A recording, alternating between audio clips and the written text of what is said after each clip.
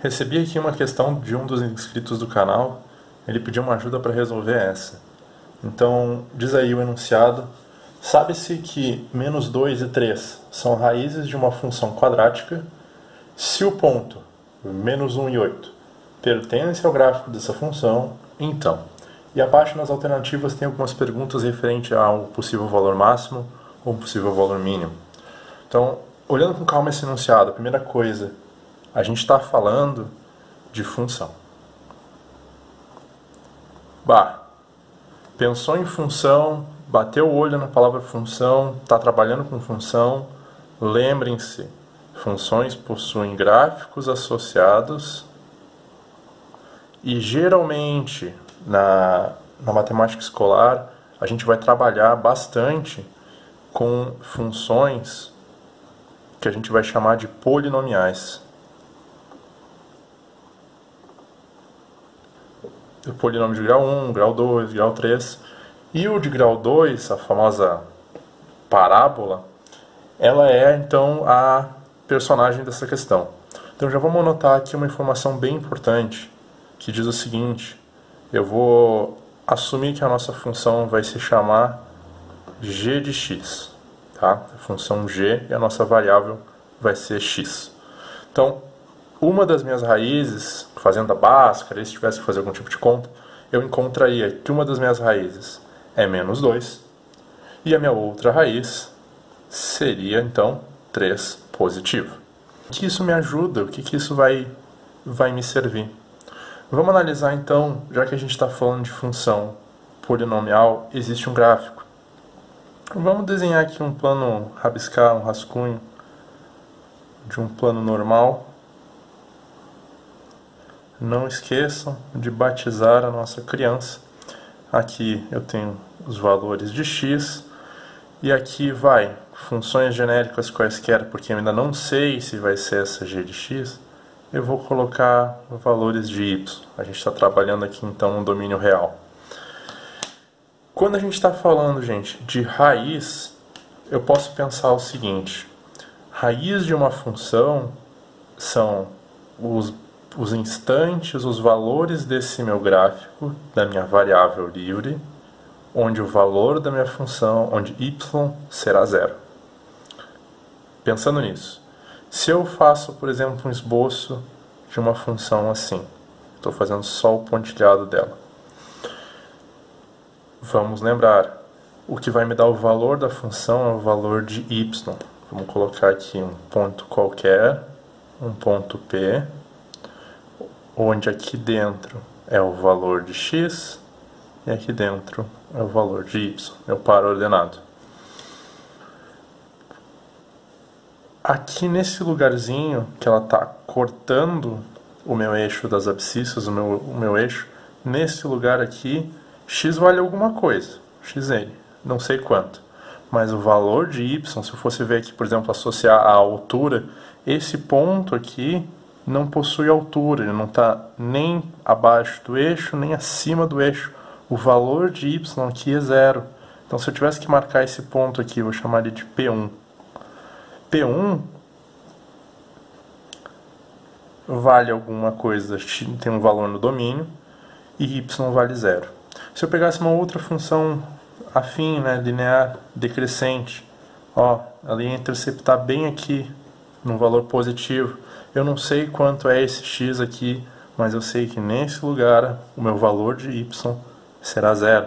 Se raiz de uma função, de um polinômio, são os valores que x assume, os momentos do meu gráfico, onde o valor dela é zero, eu já posso dizer algumas coisas.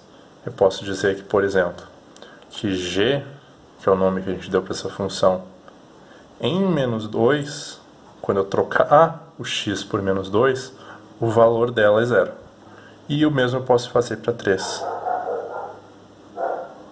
O valor da função g em 3, em x igual a 3, é zero.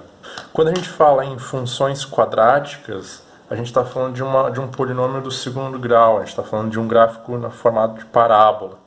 E parábolas, elas podem ter duas configurações, a que a gente chama de concavidade, né? Elas podem fazer esse traçado aqui, vou rabiscar um gráfico qualquer aqui, vai assim. E fazer um azul aqui para dar um contraste.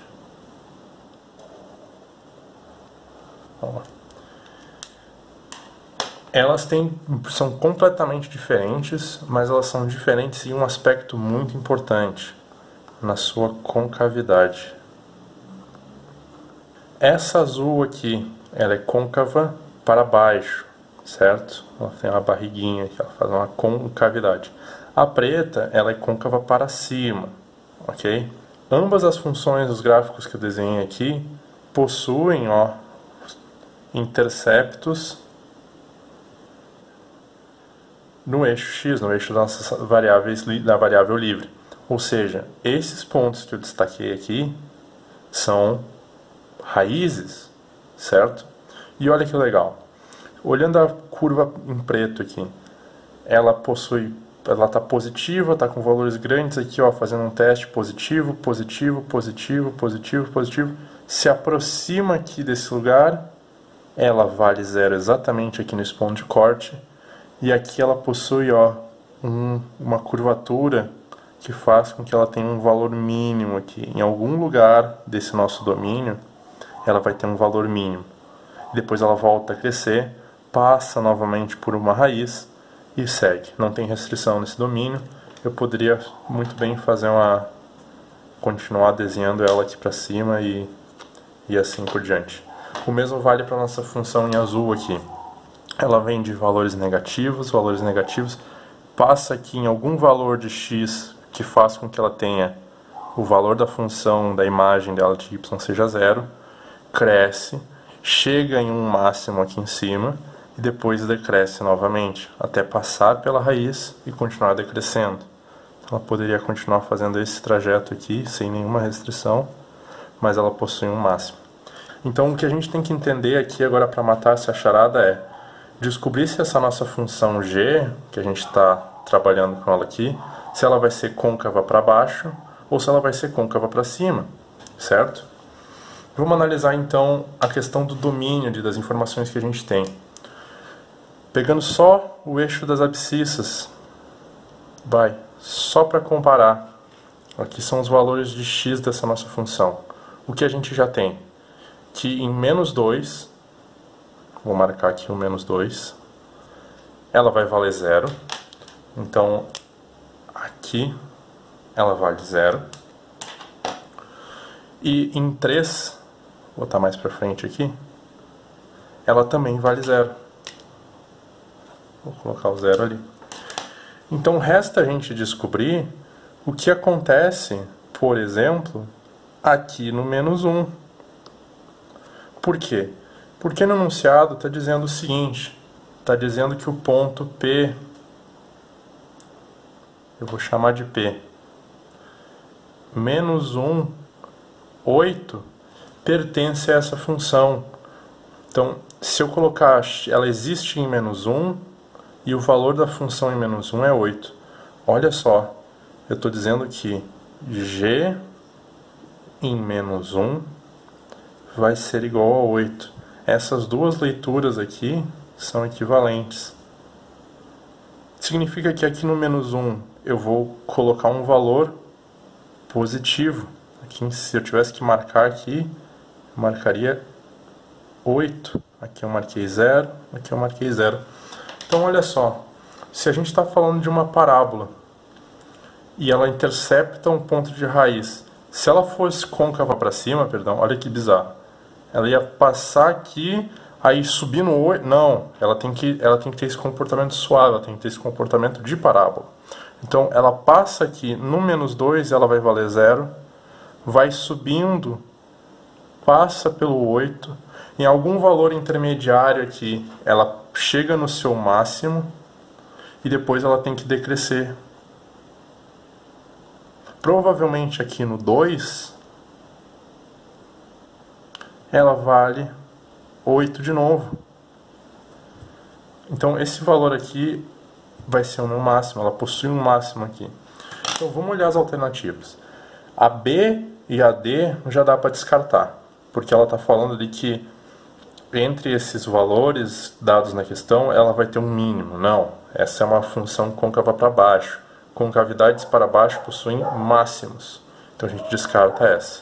Outra coisa que aparece ali na questão, nas alternativas, perdão, é que o valor mínimo, o valor máximo é 1,25. Como? Se andando do menos 2 para o menos 1, a minha função cresceu do 0 para o 8. Se eu andar mais aqui, se eu avançar, esse 8 não pode ser o máximo. Eu tenho que continuar crescendo. Não tem como o 1,25 ser o maior valor se eu já sei que o 8 está aqui. Então eu tiro mais uma alternativa. 0,25 então nem se fala. Então só com essa análise do gráfico, essa análise mais criteriosa, a gente consegue responder então tranquilamente que o valor máximo é 12,5, sem precisar fazer conta.